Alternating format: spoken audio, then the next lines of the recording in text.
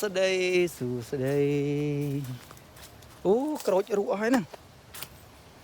นี่ดาวใบโกรธในขนมจำกา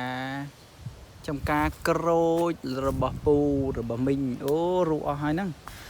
យើងដើរមកដល់ក្រោមដើមស្រាប់តែឃើញមានក្រូចរុះឡើងច្រើនអត់មាននៅនេះមានស្អុយខ្លះអាខ្លះទៅក៏ល្អព្រោះវាខ្យល់ហើយណាមួយវាទុំពេកទៅអត់បានបេះ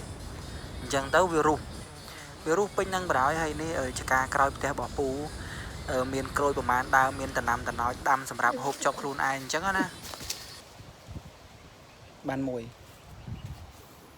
យោអត់មានយកទៅពួកមកលីង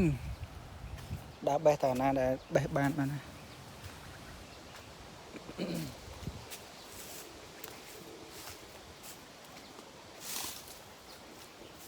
អូ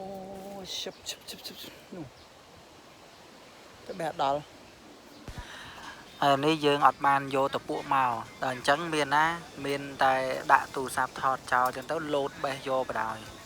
លោតបេះនឹងបាន3 4 5ដែរណាប៉ុន្តែមានណាមកប៉ះអាខ្លះស្អុយទៅក៏អត់យកហើយទាញគ្រាន់តែទាញមករុះអស់លីងមានបានបេះអីគ្រាន់តែទាញមេឃមកវារុះខ្លួនឯងនិយាយពីថាឃើញ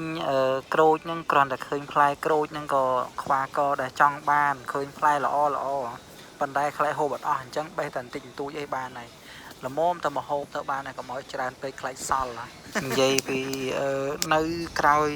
ផ្ទះរបស់ពូគាត់មានចំការមានចេកមានស្វាយមានក្រូចអាហ្នឹងក្រូចពោធិ៍សាត់មានប្រមាណដើមមាន3 4 5 6ដើមប្រមាណជួររបស់គាត់ខ្ញុំដើរថតមកហើយណាមួយវាល្ងឹតផងវាម៉ោងឡើង6ហើយ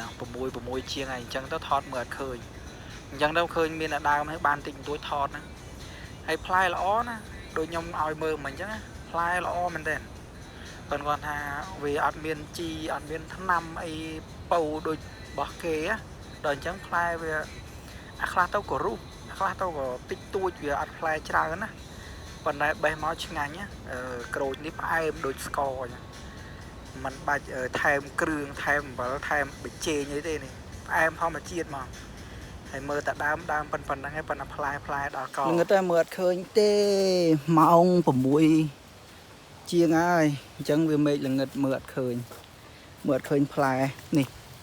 បានប៉ុណ្ណេះបេះអានេះរុះអានេះបេះតែ4បានហើយយកទៅអូយមកយ៉ាងស្នាមបាយ